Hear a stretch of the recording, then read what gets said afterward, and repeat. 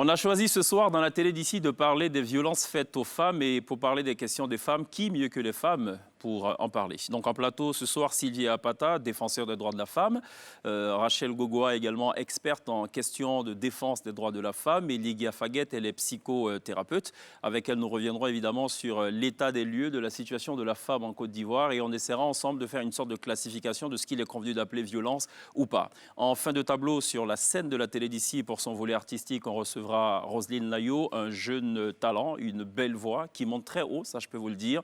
Elle est transfuge de la formation Bellamundo. On aura beaucoup de plaisir à l'entendre sur 2 prestations. La télé d'ici, l'essentiel de ce que vous êtes en droit de savoir ici. Bonsoir, bienvenue.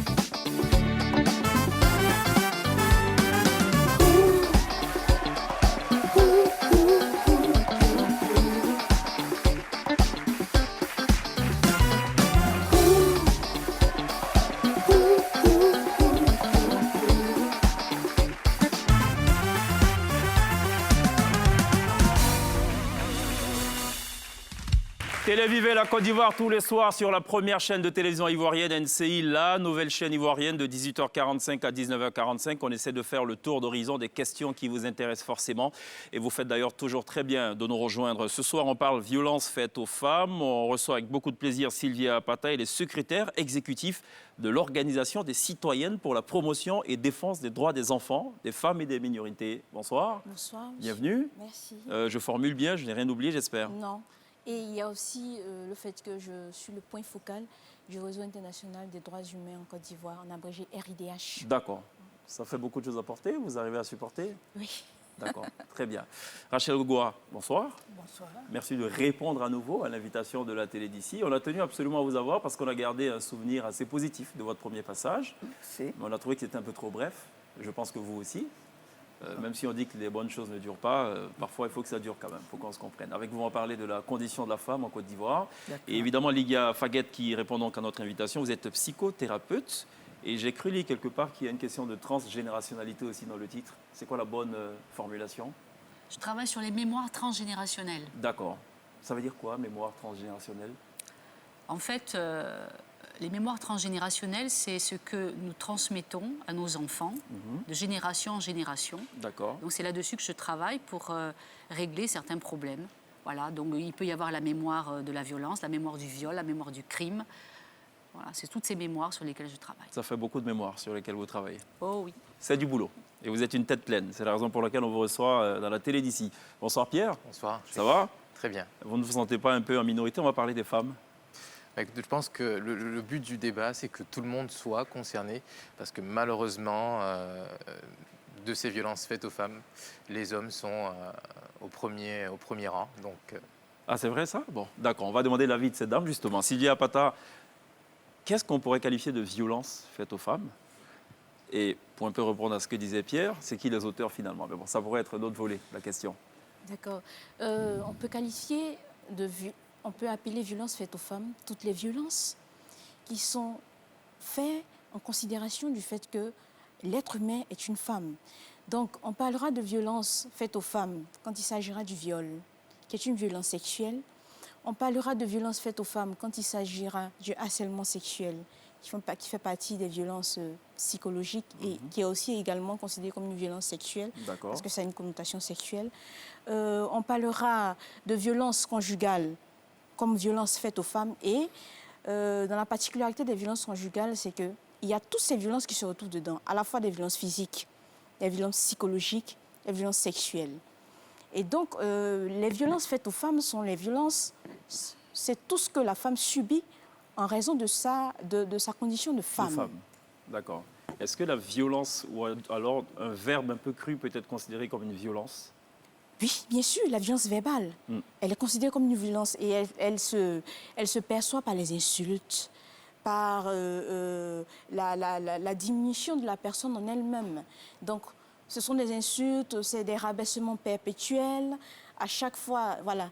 Donc, les violences verbales, quand on insulte, il y en a qui disent que tant qu'on n'a pas reçu de coups physiques sur le corps, on ne peut pas parler de violence Ce qui, faite de aux votre femmes. point de vue, du point de vue de la définition que vous donnez, n'est pas vrai. Ce qui est totalement faux, parce que la violence psychologique, elle a même plus de dégâts, elle fait plus de dégâts que la violence physique.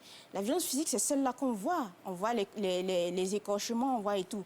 Mais la violence psychologique, elle est très grave. D'accord. Et cette violence, elle est insidieuse, parce que justement, on n'en parle pas et elle détruit à l'intérieur de soi. D'accord. Rachel Gogua, elle est complète ou pas, cette définition? Oui, elle est complète. D'accord.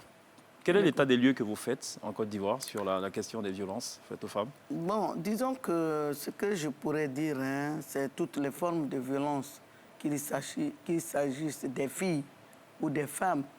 Si nous prenons l'année 2018, et avec l'UNFPA, on note 644 cas, et généralement, ça touche la majorité des enfants, c'est-à-dire des fillettes.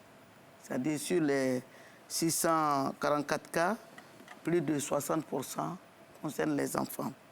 Et selon la ministre de la Femme, il y a eu pour 2018 2618 cas qui ont été rapportés. Et il y a 737 cas qui concernent les violences sexuelles. Et il y a 517 cas qui sont perpétrés contre les enfants. Donc il faut dire que ces chiffres que je donne, c'est la face visible de l'iceberg. D'accord. C'est la face visible de l'iceberg. Sinon, les violences, les cas de violence perpétrés sont plus nombreux que ça.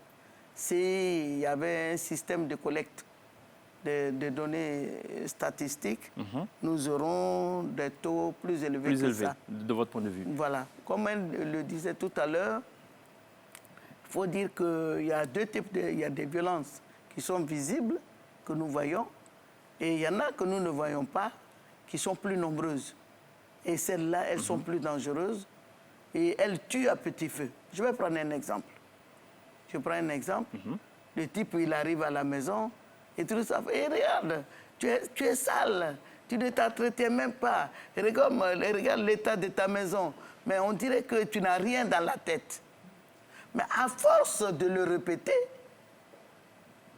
elle-même, elle va penser qu'elle n'a rien dans la tête. Et elle va partir à petit feu, ainsi de suite.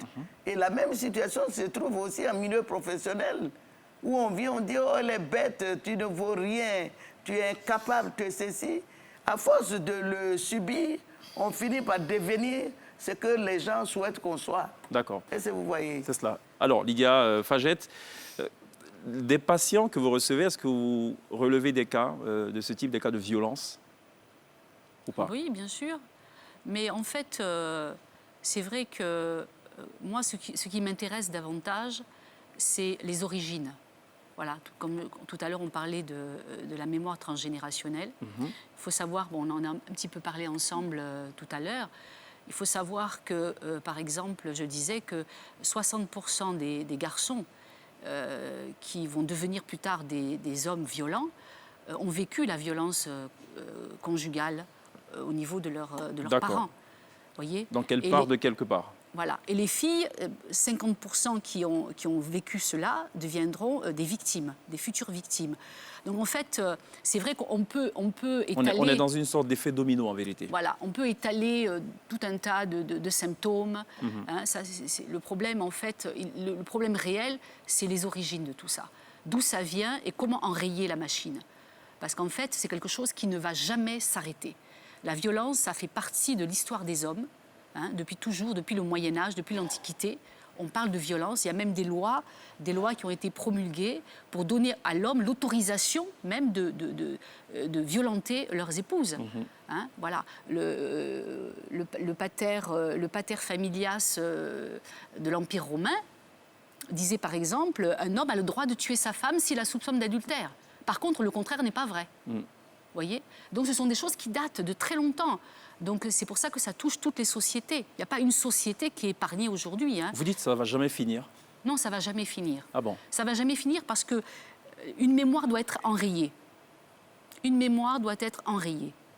Tant qu'une personne ne prend pas conscience sur le plan individuel qu'elle a ce problème-là et qu'elle n'essaie pas d'enrayer la machine, elle va transmettre cette mémoire à ses enfants.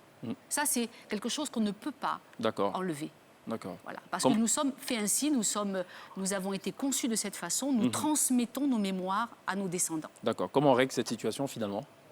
Alors, le seul moyen, c'est lorsqu'une personne prend conscience justement qu'elle a ce problème, qu'elle veut changer, et que là, elle entreprend un travail. Changer. Voilà. Faut déjà le vouloir. Voilà. Déjà, il faut qu'elle prenne conscience de la situation. Hein, parce que vous avez, parmi les hommes violents, vous avez des psychopathes, vous avez des pervers narcissiques. Donc là, nous parlons de pathologie. Nous ne parlons pas simplement d'un homme violent qui bat sa femme quand il rentre du travail parce qu'elle n'a pas fait le ménage ou parce qu'elle met la robe de chambre plutôt que de mettre autre chose. Non, en fait, là, on parle de pathologie. Donc là, il s'agit c'est dans le domaine psychiatrique. D'accord. Est-ce que d'un point de vue culturel aussi, on ne positionne pas souvent la femme au second plan et elle est obligée, pour des questions de tabou, de ne pas dire ce qui se passe, notamment entre les quatre murs de la maison. En gros, elle supporte, elle prend sur elle. En fait, ce n'est pas d'un point de vue culturel, c'est d'un point de vue individuel. Une femme, parce que quand on parle de violences faites aux femmes, il ne faut pas s'imaginer un homme primitif, arriéré, qui sort de sa caverne avec son gourdin pour battre sa femme. Vous avez des hommes qui sont très respectables, qui ont des métiers très respectables, des avocats, des médecins, et qui s'avèrent être violents à la maison. Et qui battent leurs femmes à la maison, qui les martyrisent sur le plan psychologique, physique, affectif, émotionnel, etc. Donc ça, c'est dramatique. Donc ce n'est pas forcément lié à la culture. Absolument Rachel Gogua, je vous ai vu hocher de la tête, je ne sais pas dans quel sens. Quand c'est comme ça, c'est qu'on y est opposé. Quand c'est comme ça... Bon, je suis d'accord dans un certain sens que toutes les violences que les gens reproduisent, ce sont des violences qu'ils ont vécues au sein de leur famille, enfant. Quand un monsieur est fumeur, qu'il envoie ses enfants acheter de la cigarette, ils vont devenir fumeurs. Quand un monsieur est soulard, les enfants qu'il envoie, les enfants vont devenir soulards. Si un monsieur est coureur de jupons, qu'il envoie ses enfants, va appeler telle femme, quand les enfants, les garçons vont grandir, ils vont répéter la même chose. Est-ce que vous voyez? Ça veut dire que ce sont des faits qu'on a vécus quand on était enfant, qu'on reproduit. Mais je pense que ça ne va pas finir, oui. Parce que quand je prends une société comme la nôtre, où la profession de psychologie ou de psychologue n'est pas encore reconnue, puisque c'est reconnu, mais ce n'est pas reconnu dans la mesure où il n'y a pas un corps de métier qu'on appelle psychologue qui est recruté dans la fonction publique. Ça veut dire que ça ne va pas finir. Et puis on dit que c'est les affaires des Blancs aussi, les psychologues. Bon, oui, mais... On est d'accord, non? Oui, affaire de Blanc, affaire de Noir, bon, on ne sait pas dans quelle affaire on est. Mais toujours est-il que quand on a ces personnes, ça dit que ça ne peut pas finir. Pour prendre conscience, il y a les gens de votre entourage qui constatent ce que vous faites, qui progressivement, à force de vous interpeller, de travailler avec vous, vous amènent à prendre conscience et vous consultez un psychologue et qui peut-être va utiliser l'hypnose pour réinitialiser la mémoire, on va dire, ou effacer la mémoire, le système d'exploitation. À partir de ce moment-là, progressivement, on commence à prendre conscience. Ah, mais c'est intéressant ce qu'a dit Lydia, parce qu'on a tendance souvent à associer la violence des hommes vis-à-vis des femmes à l'analphabétisme, à l'inculture et tout. Mais elle explique justement qu'il y a des personnes qui occupent des positions assez confortables dans la société, mais qui s'avèrent des personnes violentes. Et tout. Oui, vous partagez ce point de vue? Je suis d'accord avec elle. Oui. Parce que c'est à partir du milieu où on a vécu. C'est les pratiques du milieu qu'on intériorise. Et quand on devient grand, majeur, qui ressortent. Donc qu'on soit docteur, ministre, président, c'est pas ça qui compte. Est-ce que, quand vous étiez enfant, la famille, vos parents avec qui vous avez vécu, ont été violents? D'accord. S'ils ont été violents, ben vous allez vivre ces faits-là, c'est devant vous que votre père bat votre mère. C'est devant vous que votre père insulte votre mère. C'est devant vous que le père va dire des insanités à votre mère. Et vous êtes témoin. Quand des fois vous interpellez, papa, arrête de faire ça, maman. Il se met à vous battre vous-même. Mais vous intériorisez. Quand vous devenez grand, vous reproduisez. Et cette façon ou d'une reproduction autre. peut même être interprétée comme c'est une vengeance. C'est-à-dire que vous avez vécu, vous aussi, vous faites la même chose. C'est le cas des filles excisées. Moi, j'ai été excisée. J'ai enduré la souffrance. Mais je fais la même chose à ma fille. Et je dis non, parce que mes parents, mes grands-parents, arrière-grands-parents ont fait, j'ai fait la même chose. D'accord. Alors Sylvia Pata, Lydia tout à l'heure relevait, Rachel Gogua relevait un certain nombre de statistiques. Quelles sont les formes de violence qui vous sont rapportées au niveau de votre organisation? Concernant les violences conjugales, comme on a cité tantôt qu'il y avait la violence psychologique, et la violence physique et la violence sexuelle, ce qui nous a été rapporté, c'est que, au niveau de notre organisation, CPDFM, nous avons mené une enquête à Abidjan, une enquête dans 2 communes d'Abidjan, Cocody et Yopougon. Et il s'est avéré que 70% de femmes sont victimes de violences conjugales. Et sur les 70% de femmes, il y a plus de 70% d'hommes qui affirmaient que, justement, ils ne peuvent jamais accepter que leur sœur, même s'ils ont une sœur qui est battue, puisse quitter le foyer. Parce qu'on est encore dans cette sphère-là, dans la mentalité. C'est tout à fait normal qu'une femme se fasse battre. Et encore qu'on justifie le fait qu'elle se soit battue. Si tu as été battue, c'est parce que justement tu as eu à causer telle chose ou tu as eu à manquer de respect à temps et tout. Et ce qui est ressorti de l'étude, c'est que les Ivoiriens, dans leur généralité, ou les personnes qui vivent en Côte d'Ivoire, ne voient pas la femme comme un acteur égaux, mais voient plutôt la femme comme l'être second. Et du coup, ils s'autorisent, ils se donnent le droit et le pouvoir de pouvoir la remettre sur le droit chemin quand ils estiment que, justement, elle ne marche pas dans leur chemin. Et pour revenir, j'aimerais répondre sur le fait que, évidemment, que les violences qui sont faites aux femmes et les violences conjugales, indépendamment des milieux socio-économiques, voilà, c'est partout que c'est constaté, mais il y a encore une différence. C'est que dans les milieux où les gens sont plus pauvres, la violence est plus élevée. Et justement, l'enquête que nous avons menée à Yopougon et Cocody, à Yopougon où généralement les populations sont à faible et moyen revenus et Cocody où les populations sont aisées, ils savaient qu'à Yopougon, il y a plus de cas de violences faites aux femmes. Il y a plus de cas, le taux de violence conjugale est plus élevé et les cas de féminicide sont beaucoup rapportés à Yopougon. Donc il y a une corrélation avec la situation socio-professionnelle. Bien sûr, il y a une corrélation avec la situation socio-professionnelle et il y a également une corrélation avec le niveau d'instruction. Parce que vous allez comprendre que plus les gens sont instruits, c'est vrai que ce n'est pas toujours évident, mais quand même, il y a certaines choses qui se permettent de ne pas faire. Mais quand ils sont moins instruits, voilà. Et je pense que je ne suis pas tout à fait d'accord avec madame la psychologue, la psychothérapeute qui a dit que ce sera difficile ou c'est impossible de pouvoir éradiquer cette violence-là. Moi, je pense que plus avec l'éducation, parce que tout part de l'éducation de base, et que justement, ces hommes aujourd'hui qui sont violents, qui sont dans la société, avec les sensibilisations, au fur et à mesure, à force, on dit que la répétition, elle est pédagogique. Donc, je pense qu'avec les adultes, c'est vrai que ce sera difficile de changer les habitudes. Mais avec les mineurs, c'est possible. Vous avez bon espoir. Voilà. D'accord. Je voudrais rebondir sur... Oui, Pierre, allez-y, Pierre. Moi, je voulais juste... Je pense que ça se rejoint. Il y a un volet éducation, mais je pense que le volet psychologique joue énormément parce que c'est des pathologies qui sont recensées, certes pas mises sur le devant de la table dans nos cultures où la psychologie, comme Cheikh le rappelait, n'a pas encore la place qu'elle devrait avoir. Alors, moi, je voudrais savoir... Quand on observe une femme, quand on observe un changement de comportement, comment on pourrait reconnaître ces signes parfois non visibles sur une personne qui subirait des violences de la part de son mari ou de toute autre personne? Quels signes se traduisent en fait? Alors, lorsque le cas devient extrême, là, on parle vraiment du syndrome de la femme battue. quand le cas devient vraiment extrême. C'est-à-dire que quand la femme subit des violences sur une longue période. Parce que la période est importante aussi. Une femme peut sortir de chez elle, aller travailler et être violentée par un homme dans la rue. Voilà, ça c'est un cas.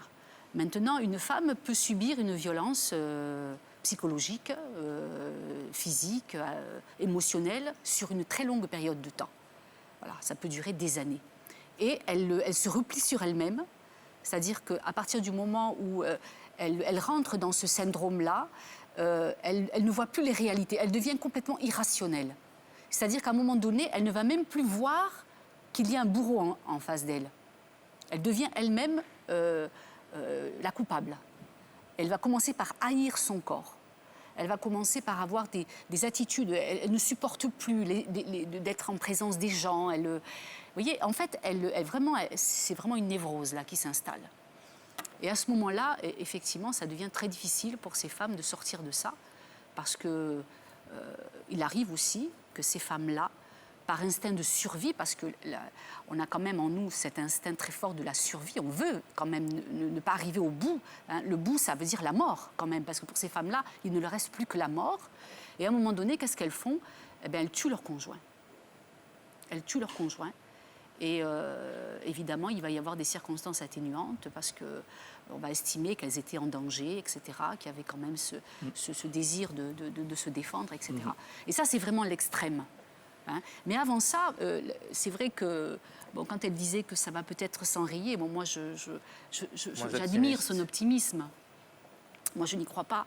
Parce que quand on parlait des enfants tout à l'heure, Madame parlait des enfants, il faut savoir que quand un enfant assiste à des violences de la part du père vis-à-vis de la mère, si c'est un garçon, un enfant va retirer de ça un enseignement. C'est ce qu'on appelle l'intelligence apprise. C'est-à-dire qu'il va se dire que la violence est un moyen d'obtenir quelque chose ou de satisfaire un désir ou même de se décharger, d'évacuer ses colères. Vous voyez un peu ce qui va se produire? Donc ça, c'est quelque chose, c'est un enseignement. Parce que chaque fois que vous agissez en tant qu'adulte, devant un enfant, que vous parlez, que vous agissez, l'enfant retire toujours un enseignement. L'enfant est un capteur d'informations. Constamment, il capte les informations que leur transmettent les adultes. Et il va grandir avec ça. C'est-à-dire que l'éducation que vous faites à un enfant, ce n'est pas seulement ce que vous dites verbalement à l'enfant. Ça, c'est bien, il ne faut pas mentir, il ne faut pas voler, il ne faut pas ceci, il ne faut pas cela. Bon, d'accord. Mais l'enfant, lui, il va vous observer. Et il va reproduire. Il va reproduire donc ce qu'il a vu, ce qu'il voit. Voilà. Alors, vous en parliez de ce facteur socio-culturel, économique. On entend souvent ces histoires de femmes qui ne peuvent pas partir parce qu'elles n'ont pas de quoi subvenir à leurs besoins. Alors, comment on accompagne ce genre de cas? Et justement, je dis toujours que la meilleure manière de lutter contre les violences faites aux femmes, c'est d'abord, avant tout, d'autonomiser les femmes. Parce qu'une femme, quand elle dépend à 100% de son conjoint, justement, quand il se rend compte qu'elle dépend de lui, donc il s'autorise à faire toutes sortes de violences. Donc, quelque part, quand elle a un moyen de subsistance, vous allez voir qu'elle s'assume de plus en plus et c'est difficilement qu'elle accepte toutes sortes de violences. Et donc, quelque part, pour pouvoir mieux lutter contre les violences faites aux femmes, il faut impérativement les autonomiser. Déjà, comment autonomiser les femmes? Nous avons aussi beaucoup de femmes qui sont sur les marchés. Ici, il y a beaucoup de femmes qui ne sont pas allées à l'école aujourd'hui, qui se trouvent dans des foyers où au départ ça allait et puis bon, aujourd'hui ça ne va pas. Il y a ce qu'on appelle les AGR, activités génératrices de revenus. Donc moi je pense qu'au niveau de la Côte d'Ivoire, c'est un plaidoyer que nous faisons au gouvernement, c'est que justement il faut de plus en plus faire beaucoup d'activités d'AGR, financer les petits projets des femmes pour qu'elles aient une certaine autonomie financière pour pouvoir lutter contre ces D'accord, violences. parfait. Je propose qu'on marque une pause. Il y a la pub, on revient juste derrière. On aura encore 15 minutes pour évoquer donc la question liée aux violences faites aux femmes. On se retrouve dans quelques petites secondes seulement. Retour sur le plateau de la télé d'ici pour parler violences faites aux femmes. On a beaucoup de plaisir à recevoir Sylvia Apata, Rachel Gogoa et Lydia Fagette avec lesquelles nous revenons évidemment sur cette question plus que d'actualité. On en était à Pierre qui avait quelques préoccupations à l'endroit de nos invités. Alors on repart sur une citation de l'Office des Nations Unies contre la drogue. Le crime est dédié aux homicides liés au genre. Beaucoup de victimes de féminicides sont tuées par leurs partenaires actuels et passés, mais aussi par leurs pères, frères, mères, sœurs et aussi membres de la famille en raison de leur rôle et de leur statut de femme. Donc il y a deux mots qui frappent ici, il y a deux groupes de mots, statut de femme, et puis il y a un mot qui m'intéresse, c'est partenaire passé. Donc ça veut dire que partir, c'est une solution qui n'est peut-être pas définitive. Aujourd'hui, le cadre légal en Côte d'Ivoire de protection des femmes qui ont subi des violences, état des lieux. État des lieux, c'est que au niveau de le code pénal, il y a une révision du code pénal. Et cette révision a été faite en juin. Et donc, les cas de féminicide sont partiellement réglés. C'est-à-dire que le féminicide fait partie des circonstances aggravantes du crime pour la répression. Donc on peut aller même jusqu'à la prison à perpétuité pour celui qui est auteur de tels actes. À côté de cela, nous sommes toujours en train de faire le plaidoyer avec l'État pour que justement les violences faites aux femmes aient ce régime de répression spécial parce que la Côte d'Ivoire est partie à la Convention pour l'élimination de toutes les formes de discrimination à l'égard de la femme. Et cette convention enjoint aux États parties de justement créer ce cadre légal spécifique pour pouvoir mieux traiter les violences faites aux femmes, ce qui n'est pas le cas de la Côte d'Ivoire. Nous sommes encore dans ce régime de droit commun qui n'arrive pas à bien résoudre ce problème-là. Donc le volet juridique, l'arsenal juridique, il n'est pas encore très bien aménagé au niveau de la Côte d'Ivoire. Et donc nous profitons de cette antenne pour lancer un appel au gouvernement pour que justement nous ayons ce régime spécial. Et en même temps, c'est aussi l'occasion d'interpeller les commissariats et les gendarmeries. Pourquoi? Parce que c'est vrai qu'il y a des cellules genre qui ont été implantées dans certains commissariats. Mais jusqu'à présent, les femmes continuent d'être renvoyées des commissariats. Pourquoi? Parce qu'on considère que les violences généralement, les violences faites aux femmes et les violences conjugales en particulier, sont un sujet qui doivent être résolus à la maison. Et du coup, vous avez la femme. Le linge sale se lave en famille. Avec la pression sociale qu'il y a, quand nous avons fait l'enquête, il s'est avéré que 70% des hommes et 58% des femmes elles-mêmes qui subissent les violences disent qu'elles ne sont pas prêtes ou elles ne peuvent pas conseiller à une personne qui subit la violence de quitter le foyer. Donc, quand vous avez cette pression sociale-là qui se crée, et la femme qui est battue, elle brave cela, elle prend son courage à deux mains, elle quitte sa maison, elle se rend dans un commissariat. Et quand elle arrive au commissariat, qu'un policier ou un gendarme lui dit ça, mais cette femme-là, quand elle rentre, elle ne ressort plus. Et qu'est-ce qui arrive? C'est le féminicide. D'accord. Et j'ose même pas poser la question d'une éventuelle collaboration entre... parce que pathologie, encore une fois, on en parle, la violence. Je n'ose pas poser la question de la collaboration avec des psychiatres, des psychothérapeutes sur les questions, parce que oui, effectivement, arrêter, prison à vie, mais est-ce qu'on a la volonté de soigner, de le reconnaître déjà comme un mal? Est-ce que vous avez des interactions dans votre corps de métier avec... Non, parce qu'en fait, on ne traite que des cas très lourds, des pathologies lourdes comme les psychopathes, par exemple. Ce sont des gens qui sont pris en charge au niveau des... quand ils sont incarcérés, par exemple. Mais la violence c'est tellement large, c'est-à-dire qu'elle est tellement présente dans nos sociétés aujourd'hui que finalement, si on devait s'occuper de tout ça, il faudrait se concentrer que là-dessus, quoi. D'accord, très bien. Alors, Rachel Gogoa, revenons un peu aux considérations culturelles, ou j'ai envie de dire traditionnelles, appelez-les comme vous voulez. Est-ce que vous ne pensez pas que c'est un non-sens dans certaines traditions que de dire, par exemple, qu'un homme a violé sa compagne, sa femme? OK. Nous rentrons dans un domaine que nous appelons les systèmes patriarcaux, c'est-à-dire que ce sont des sociétés qui sont dominées par les hommes et où le pouvoir est détenu exclusivement par les hommes.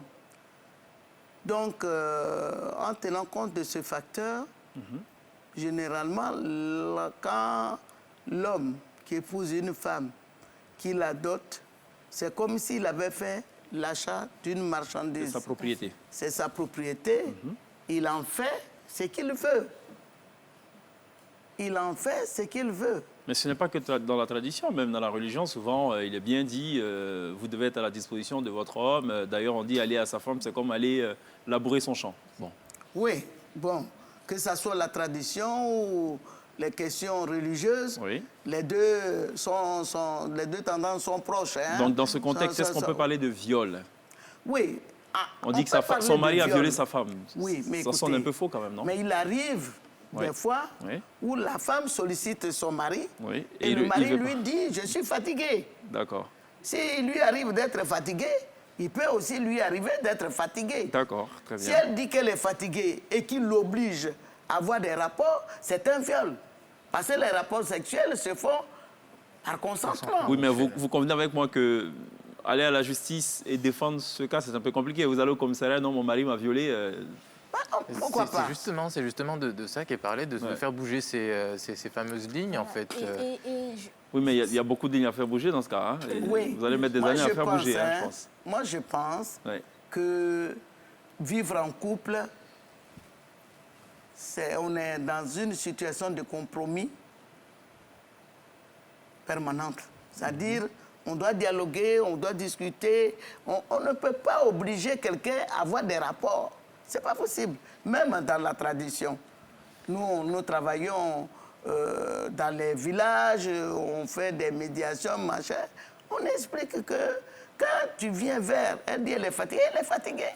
Parce qu'une femme qui se réveille à 5 h du matin, qui s'en va faire corvée d'eau, qui doit faire petit déjeuner, après qui des fois elle est enceinte, avec un autre enfant au dos, avec une cuvette sur la tête, Oui. qui va au champ, qui travaille, qui revient, qui doit venir faire les repas, il peut arriver que son corps ne tienne plus. D'accord.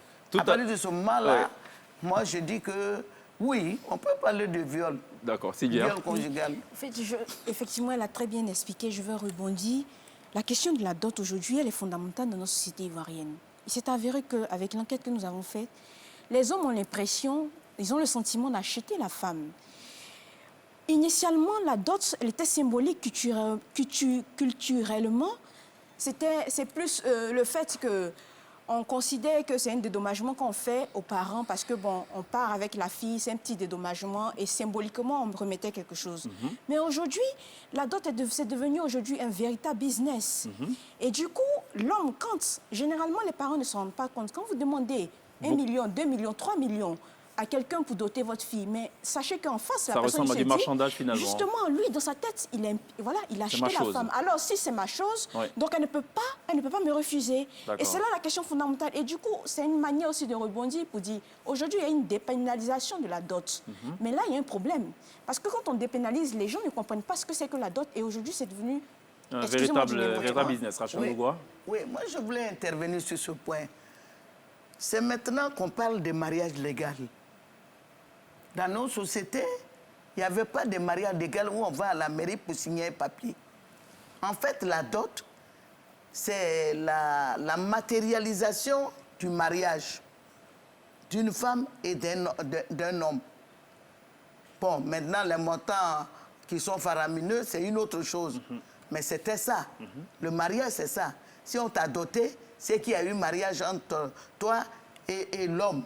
C'était le but. D'accord. Maintenant, avec l'évolution de la société, il y a le mariage légal.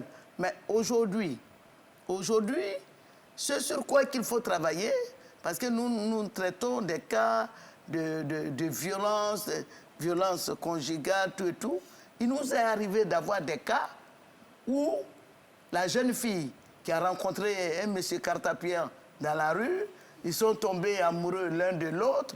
Et puis, sans que ce cartapien vienne se présenter aux parents de la fille pour dire que votre fille-là, je l'aime. Si vous ne la voyez pas, elle est chez moi. Voici. Et puis après ça, c'est pour se présenter. Et il vient dire, bon, je vais épouser votre fille, faire la dot. Les deux familles se connaissent et autres. et puis on évolue. Moi, je pense que ce n'est pas mauvais. Mais je vais vous dire, nous est arrivé d'avoir eu des situations où nous avons été appelés pour dire qu'une jeune femme a été battue à mort. Pendant que nous étions en train de nous mobiliser, de tout faire pour sauver la femme, elle est morte, la femme, finalement, elle est morte. Mais quand on revient, le monsieur a disparu. Il a disparu de la circulation. La famille de la fille ne connaît pas les parents de ce jeune homme. Ils se sont retrouvés dans la rue, ils ont fait les trucs dans la rue, et tout s'est passé dans la rue. D'accord, parce qu'il n'y a pas eu de mariage, Oui, ils n'ont pas parce respecté que le process. Ils ne sont pas venus se présenter pour que les deux familles se connaissent. Oui, c'est d'accord. un élément fondamental. D'accord. Pierre? Moi, personnellement, écoutez, moi, je suis militant des droits de la femme. On l'avait constaté. Oui, moi, je suis militant des droits de la femme, et je dis, si quelqu'un vient voir pour faire coco, moi, je suis d'accord. Qu'il vient pour doter ma fille, je suis d'accord, mais je ne peux pas demander des montants symboliques.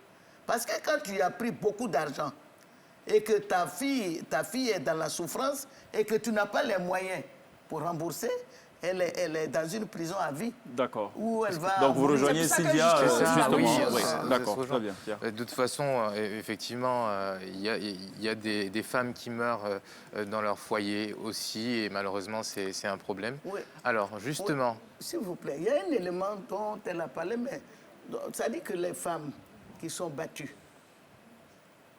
il y a le fait que quand elles vont dans les commissariats de police, elles ne sont pas bien accueillies. Oui. C'est un élément. Je voulais en Mais parler. l'autre élément, c'est qu'il n'y a pas de structure d'accueil comme des refuges pour les recueillir, le temps de faire des médiations pour qu'elles retournent. Ça, c'est un élément. L'autre élément, elles ne peuvent même pas déposer plainte. Pourquoi? Elles n'ont pas de revenus. Elles n'ont pas de revenus. Elles ne peuvent pas déposer plainte contre lui. Quand elles déposent plainte, après, elles retournent où? C'est ça, c'était ça ma question. C'était ça ma question, vous y répondez déjà beaucoup. Alors aujourd'hui, vous êtes active dans ces luttes-là. Pourquoi on n'arrive pas à mettre en place ces centres-là? Est-ce que ce n'est pas légal donc de créer des centres d'accueil pour héberger des femmes qui sont sous le coup de violence? Déjà, comment est-ce qu'on vous les signale? Est-ce qu'il y a des numéros verts qui existent? Comment on fait? Quand je prends le cas de notre structure, quand nous prenons le cas de notre structure, nous avions installé des comités de lutte contre les violences dans tous les quartiers de la ville d'Abidjan. Donc nos représentants là, quand il y a des violences, ils nous informent. Et en notre temps, on avait installé aussi des points focaux dans les commissariats et dans les gendarmeries. Aujourd'hui, ça a été repris par l'État. On parle de cellules genre, mais dans notre temps, on avait fait des brochures où il y avait des adresses. C'est-à-dire que si vous avez un problème, dans tel quartier, qui il faut appeler. Et ces brochures, on les a distribuées tant à Abidjan qu'à l'intérieur du pays. Marche. Oui. Vous savez, le problème que nous avons, c'est un problème de financement. Les centres là, les refuges pour femmes violentées, il faut l'argent pour les construire. Absolument. Il faut l'argent pour les construire. Nous avons des belles idées, mais on fait des projets, on mobilise des ressources, mais nous n'avons pas encore trouvé l'argent. J'ai une question un peu farfelue. J'en ai tellement dans cette émission, des questions farfelues. Est-ce qu'il y a plus de violence à l'intérieur du pays qu'à Abidjan? Ou est-ce l'inverse? Ou est-ce que vous n'avez pas ces statistiques-là? Rapidement. On n'a pas encore fait d'études en dehors d'Abidjan. D'accord. Donc, on ne peut pas dire si oui ou non. OK, vous y avez répondu. Rachel Goua? Oui, il y en a. Dans les villages, il y en a. Oui, il y a plus de violence dans les villages qu'à Abidjan ou est-ce l'inverse? C'est proportionnel. Proportionnel, très bien. Dans vos statistiques, quand je vous ai posé la question de savoir quel est l'état des lieux de la violence faite aux femmes, vous avez parlé des mineurs. Oui. Mineurs femmes, est-ce que... les filles. Les filles? Il y a plus de filles que de garçons. À partir de quel âge on considère que c'est une violence faite à une femme ou à une mineure? Bon, quand on a 18 ans et plus, oui. on est adulte. C'est cela. Mais quand on a moins de 18 ans, oui. on est mineur. C'est cela. Oui. D'accord, OK, très bien. Vous englobez donc tout ça dans ce vaste panier. Pierre? Alors non, c'était juste ce constat. Hein. D'accord. 2017, c'est 87 000 femmes tuées dans le monde. Il faut les rappeler encore ces chiffres. 58% d'elles tombées sous les coups d'un partenaire intime ou d'un membre de la famille. Donc toujours selon les chiffres de l'Office des Nations Unies contre la drogue, le crime est dédié aux homicides liés au genre. Le genre, cette question qui revient, qu'on continue de débattre, dur de changer des statuts dans une société patriarcale. Votre combat. Sylvia? Et j'aimerais revenir sur le manque d'infrastructures en Côte d'Ivoire. Oui. C'est que tout part de quoi? Tout part d'une volonté politique. Et donc, ici, c'est le lieu de rappeler justement qu'on veut suivre les victimes. Nous, à notre niveau, nous faisons beaucoup. Nous réceptionnons les femmes, nous les écoutons. Mais nous n'avons pas ce centre d'hébergement-là. Et tout part d'une volonté politique. Donc, c'est un SOS qu'on lance à l'État de Côte d'Ivoire, que vraiment nous ayons un centre d'écoute et d'hébergement pour permettre aux femmes de pouvoir être apaisées avant de pouvoir retourner dans la vie active. D'accord, ça c'est la solution quand le mal a été fait. La question, mesdames, et je vous impose cet exercice un peu difficile à faire, c'est de me résumer en 30 secondes, de votre point de vue naturellement, ce qu'on devrait faire pour mettre un terme aux violences faites aux femmes. Si c'est possible de le faire. Lydia Fagette? Moi, je vous ai donné ma réponse. Moi, pour moi, c'est impossible. D'accord. Bon. Oui, y mettre fin, c'est impossible. D'accord. Mais on peut réduire. D'accord. On peut réduire. De façon drastique. Qu'est-ce qu'il faut faire? Qu'est-ce qu'il faut faire? Il faut mettre des policiers devant chaque porte? Non. Voilà, par exemple, ce que vous êtes en train de faire. Je vous tire le chapeau. Merci. C'est la deuxième fois que je viens ici. La première fois, il y avait des élèves ici, des étudiants et élèves. Ça, c'est un moyen d'éducation. C'est le moyen le plus efficace. Parce que ces jeunes gens qui sont là, jeunes gens, filles et garçons, vont aller dupliquer. Ils vont tellement dupliquer que tout le monde sera au courant que les violences faites aux femmes, c'est pas bien. D'accord. Il faut faire attention. Donc, moi, je vous encourage à chaque fois inviter les élèves des écoles. Donc, par l'éducation. Ensuite, moi, je dirais qu'il faut modifier les curricula de formation des enseignants, depuis le maternel, l'enseignement primaire, secondaire et autres, parce que les enfants, quand les enfants sont informés d'un sujet, les enfants, ils interpellent même les grandes personnes. D'accord. C'est en ce moment-là que j'étais en train de vous donner l'exemple que j'ai vécu, où j'étais toute honteuse en Allemagne. J'ai cru que je me retrouvais en Afrique, j'ai jeté quelque chose par terre. Un enfant est venu me trouver, madame, vous avez perdu quelque chose. Et j'étais obligé de ramasser cela. C'est ça. Ça veut dire quoi? Ça veut dire que si les enfants sont informés d'un certain nombre de choses, ils l'intègrent forcément. Oui, ils vont nous interpeller et ça va contribuer au changement. Sylvia, que faut-il faire pour donner le coup de poing final aux violences faites aux femmes? L'éducation à bas âge, c'est très important. L'éducation depuis la cellule familiale, l'éducation à l'école avec les enseignants qui doivent, dans les manuels scolaires et tout. Et puis, il y a la sensibilisation. La sensibilisation qui fait beaucoup d'effets. Nous avons fait des sensibilisations sur le terrain. On peut vous assurer que les gens commencent à prendre conscience. Et plus on en fera, plus on arrivera à faire baisser le D'accord, taux de très bien. violence. Je serai de retour tout à l'heure. Ne vous en faites pas, Rachel Gougoua. Vous aurez un mot de fin forcément tout à l'heure. Le temps de marquer une petite pause. Et puis n'oubliez pas, tout à l'heure sur la scène de la télé d'ici, on recevra une femme pas violentée. Enfin, il y a la pub, on revient juste après.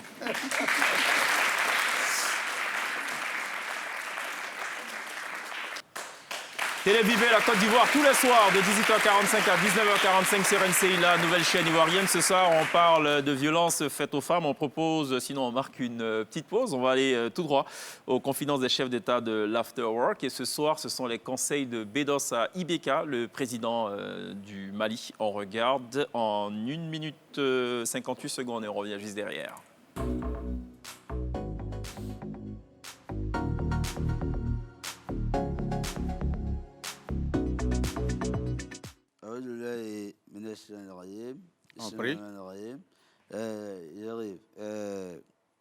Papa, vous savez, au Mali, pour retrouver un musulman, avant tout propos, il faut chasser les sétanes. Si vous avez chassé le sardin, Maintenant, vous pouvez prier pour que la causerie puisse être vraiment au bon niveau. Aïwa. Donc, Auzubillahi minash-shaytanir-rajim. Bismillahir-rahmanir-rahim. Salatu wassalam ala rasulillah.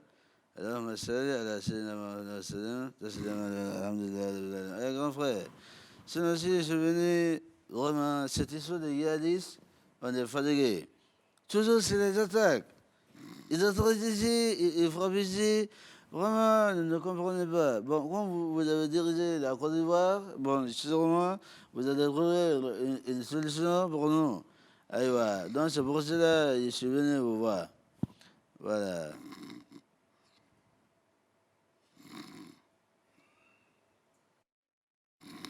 Nous, dans le temps où junior on est, voilà, tiens, il y a beaucoup de bien. N'est-ce pas dans le temps. Il est ça.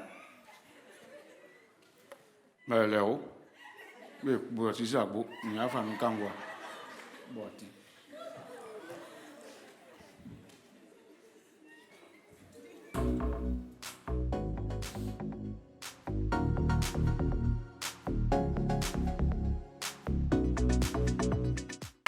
À mon avis, on devrait sous-titrer quand même le confident des chefs d'État de l'Artoroc, parce qu'on est passé du Bambara au Baoulé.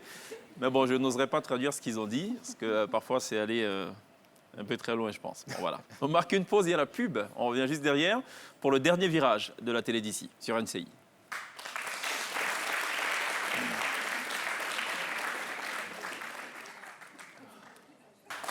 Téléviser la Côte d'Ivoire tous les soirs sur la première chaîne de télévision privée. La thématique abordée ce soir, c'était les violences faites aux femmes, avec, pour petite mention, coup de poing final avec un G à la fin. Je vous donne quand même la possibilité, mesdames, de conclure. Peut-être un mot de fin. On va démarrer par Sylvia. D'accord. Ce que j'aimerais ajouter, c'est qu'il faut que dans les consciences, qu'on retienne quelque chose. L'amour, ce n'est pas la violence, et la violence, ce n'est pas l'amour. Quand vous êtes dans une relation, que ce soit une relation conjugale ou une relation sexuelle entre personnes et tout, il faut comprendre qu'il ne faut jamais justifier ni accepter, parce que ça commence par là. Quand on accepte et quand on la justifie, on ne prend pas réellement conscience. Et le temps de prendre conscience qu'on est victime, c'est tard. Et donc, l'amour, ce n'est pas la violence ce n'est pas l'amour. Quand on aime une femme, on ne lève pas la main. Merci Sylvia Pata. Il y a la violence mutuelle aussi, et pas consentement, je pense. On est d'accord. Rachel Gogoa. Oui, pour moi, c'est un appel que je lance à la jeunesse, à ces jeunes élèves, pour dire qu'on a besoin de vous pour réduire la violence. Parce qu'en quittant ici, en partant, je vous demande de sensibiliser vos collègues et leur dire que la violence, ce n'est pas une bonne chose. S'il y a une situation, on peut s'asseoir, s'expliquer, se comprendre et trouver des compromis. Merci Rachel Gogoa. Voilà. Lydia. Ben moi, je crois simplement à la responsabilité individuelle. Je pense que c'est chacun qui doit s'examiner lui-même profondément et voir effectivement ce qu'il peut changer en lui. D'accord. Et en fait, quand on change soi-même, on fait changer énormément de monde autour de nous. D'accord. Merci à Lydia, merci à Rachel Gogoa, merci à Sylvia Pata, merci Pierre. Ce sera tout pour la télé d'ici ce soir. On va remercier l'Institut FAMA de Cocody-Angré qui nous aura accompagnés tout au long de cette émission. Merci d'avoir été avec nous. J'ai pensé qu'à un moment donné de l'émission, l'une de nos trois invités dirait qu'au sortir de cette émission, on allait porter plainte contre Pat Sako de Espoir 2000, dont l'essentiel d'ailleurs de la discographie a toujours consisté donc à attaquer les femmes. Mais bon, ça va, il a encore de beaux jours devant lui, notre cher Pat Sako, qu'on a eu beaucoup de plaisir à recevoir il y a quelques jours dans la télé d'ici. On vous laisse en compagnie d'une voix puissante. Elle est transfuge de la formation Bella Mundo. Elle officie désormais dans bien de piano bars. C'est Roselyne Nayo qui est right now sur la scène de la télé d'ici. À demain, take care.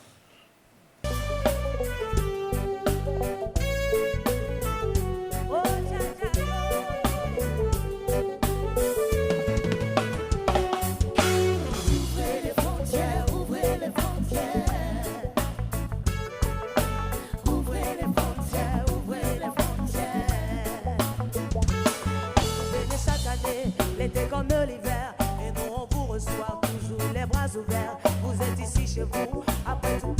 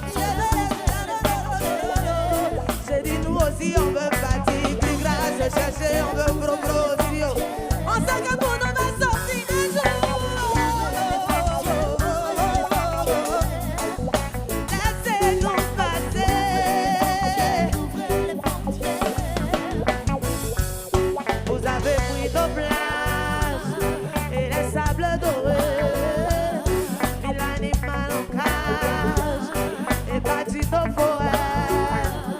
Qu'est-ce qui nous reste quand on a les mêmes buts et on se prépare au voyage et on se jette dans le vide. Ouvrez les frontières, ouvrez les frontières. Est-ce que les vrais amoureux sont là?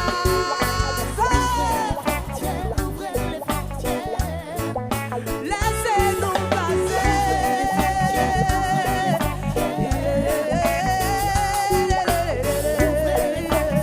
Ouvrez les frontières.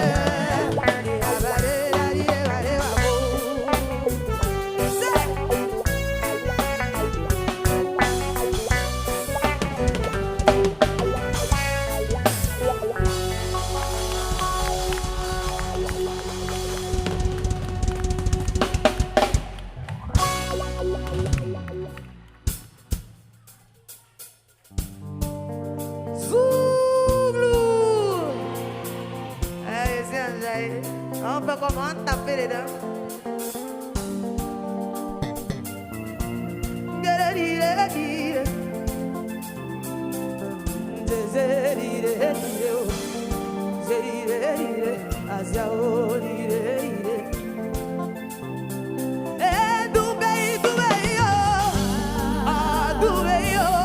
Tout le monde comme ça, oh.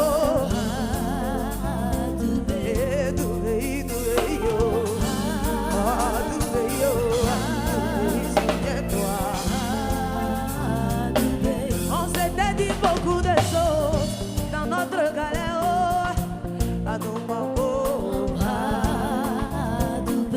on dormait ensemble, oh, une cigarette à deux, oh, c'était vraiment l'amitié, oh.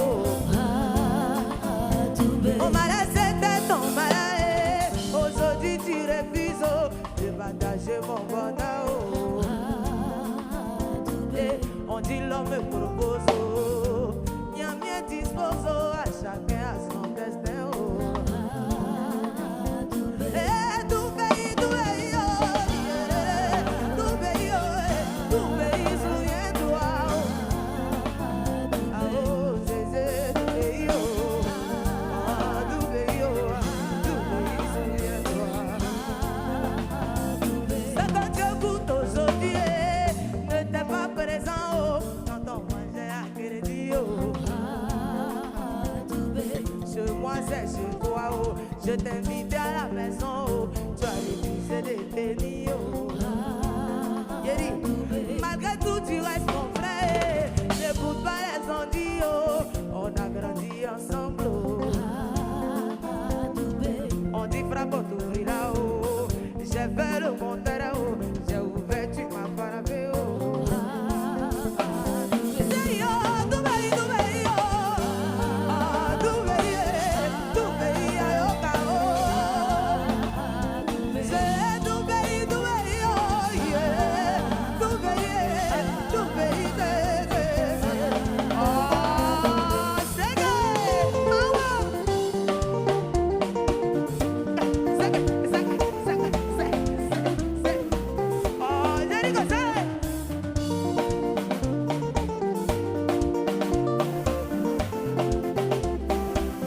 l'amitié est sacrée, oh. Je dis l'amitié est sacrée, mais c'est sacré. Si tu connais pas la différence entre camaraderie et puis amitié, bébé, pardon, faut me laisser dans mon coin. Je dis l'amitié est sacrée, ah, tout pays, je dis que souviens-toi, oh. Tout pays, oh, yeah. Tout pays, souviens-toi, oh, c'est que, akumayo, akumayo, oh, c'est que,